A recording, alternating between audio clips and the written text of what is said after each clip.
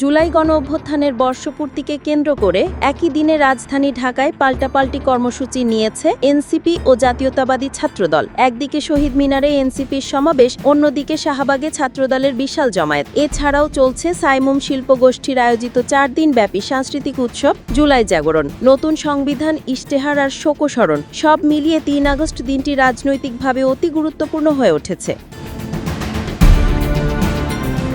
কেন্দ্রীয় শহীদ মিনারে আজকের সমাবেশটি এনসিপির দেশব্যাপী জুলাই পদযাত্রার সমাপ্তি অনুষ্ঠান। বিকেল 3টা থেকে সন্ধ্যা 6টা পর্যন্ত আয়োজিত এই সমাবেশে ঘোষণা করা হবে নতুন বাংলাদেশের জাতীয় ইশতেহার। দলটির আহ্বায়ক নাহিদ ইসলাম জানিয়েছেন, নির্বাচনী সংসদের হাতে সংস্কার নয়, বরং জুলাই সনদের ভিত্তিতেই নতুন সংসদ ও গণপরিষদ গঠিত হওয়া উচিত।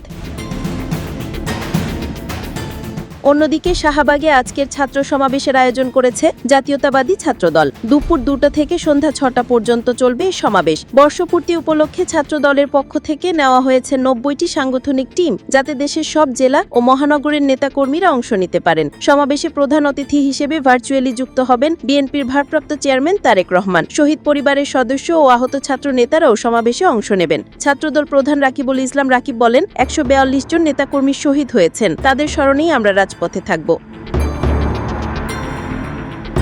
সমাবেশের জন্য বিশৃঙ্খলা না হয় সেজন্য ছাত্রদল দিয়েছে 6 দফা নির্দেশনা। এর মধ্যে রয়েছে ব্যক্তিগত ব্যানার নয়, বিশ্ববিদ্যালয় এলাকায় গাড়ি প্রবেশ নিষেধ, অ্যাম্বুলেন্স চলাচলের সহায়তা এবং নির্ধারিত স্থান পরিষ্কার রেখে যাওয়া। এনসিপির আহ্বায়ক নাহিদ ইসলাম জানিয়েছেন, শহীদ মিনারের সমাবেশের সময় যানজট হতে পারে, কারণ একই দিনে 2টি সমাবেশ এবং এইচএসসি পরীক্ষাও রয়েছে। তিনি ঢাকাবাসীর কাছে আগাম দুঃখ প্রকাশ করেন এবং ছাত্রদল শহীদ মিনারের বদলে শাহবাগে অনুষ্ঠান করায় তাদের ধন্যবাদ জানায়।